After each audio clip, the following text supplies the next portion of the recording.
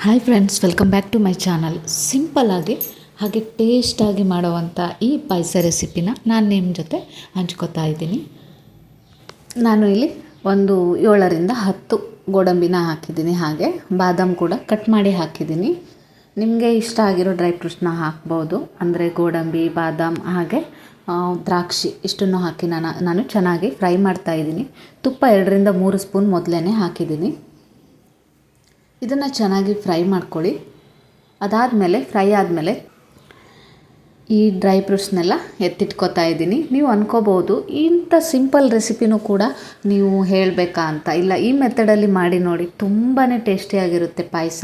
ಅದಕ್ಕೋಸ್ಕರ ನಾನು ಇದನ್ನು ನಿಮಗೆ ತೋರಿಸ್ತಾ ಇರೋದು. ನೆಕ್ಸ್ಟ್ ನೋಡಿ, ಇದನ್ನು ನಾನು ಎತ್ತಿಟ್ಕೋತಾ ಇದ್ದೀನಿ.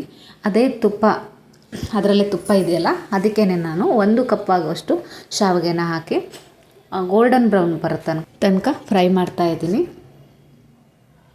ನೋಡಿದ್ರಲ್ಲ, ಈ ಹದಕ್ಕೆ ಸಾಕು. ಈ ಮೆಥಡಲ್ಲಿ ಒಮ್ಮೆ ಮಾಡಿ ನೋಡಿ, ತುಂಬಾ ಚೆನ್ನಾಗಿರುತ್ತೆ. 3ರಿಂದ 4 ಏಲಕ್ಕಿನ ಕುಟ್ಟಿ ಪುಡಿ ಮಾಡಿ ಹಾಕಿದ್ದೀನಿ. ಅದಕ್ಕೆ ಹಾಲನ್ನು ಆ್ಯಡ್ ಮಾಡ್ಕೊಳ್ಳಿ. ನಿಮಗೆ ಎಷ್ಟು ಗಟ್ಟಿ ಬೇಕು, ಪಾಯಸ ತೆಳು ಬೇಕು ಅಂದರೆ, ಇಲ್ಲ ಗಟ್ಟಿ ಬೇಕು ಅಂದರೆ ನೋಡಿ ನೀವು ಹಾಲನ್ನು ಆ್ಯಡ್ ಮಾಡ್ಕೋಬೋದು. ನಂತರ ಅದಕ್ಕೆ ನೀವು ಫ್ರೈ ಮಾಡಿಟ್ಟಿರುವಂತಹ ಡ್ರೈ ಫ್ರೂಟ್ಸ್ನ ಹಾಕಿ, ಹಾಗೆ ನಿಮಗೆ ಸಿಹಿ ಎಷ್ಟು ಬೇಕೋ ಅಷ್ಟು ಸಕ್ಕರೆನ ಆ್ಯಡ್ ಮಾಡಿ ಚೆನ್ನಾಗಿ ಕುದಿಸಿ. ತುಂಬ ಸಿಂಪಲ್, ಬಟ್ ಟೇಸ್ಟ್ ಮಾತ್ರ ನೆಕ್ಸ್ಟ್ ಲೆವೆಲ್ ಅಂತಲೇ ಹೇಳ್ಬೋದು.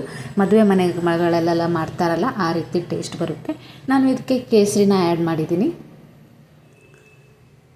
ನೋಡಿದ್ರಲ್ಲ, ಈ ರೆಸಿಪಿ ನಿಮಗೆ ಇಷ್ಟ ಆದರೆ ಒಂದು ಲೈಕ್ ಜೊತೆ ನಿಮ್ಮ ಅನಿಸಿಕೆನ ಕಮೆಂಟ್ ಮಾಡೋದನ್ನ ಮರಿಬೇಡಿ.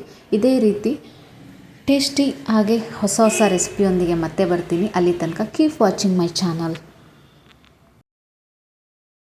ಹಾಗೆ ನನ್ನ ಚಾನಲ್ನ ನೀವು ಇನ್ನೂ ಸಬ್ಸ್ಕ್ರೈಬ್ ಮಾಡ್ಕೊಂಡಿಲ್ಲ ಅಂದರೆ ಸಬ್ಸ್ಕ್ರೈಬ್ ಮಾಡಿಕೊಂಡು ಸಪೋರ್ಟ್ ಮಾಡಿ. ಇದೇ ರೀತಿ ಹೊಸ ವಿಡಿಯೋದೊಂದಿಗೆ ಮತ್ತೆ ಬರ್ತೀನಿ. ಅಲ್ಲಿ ತನಕ ಟೇಕ್ ಕೇರ್, ಬಾಯ್.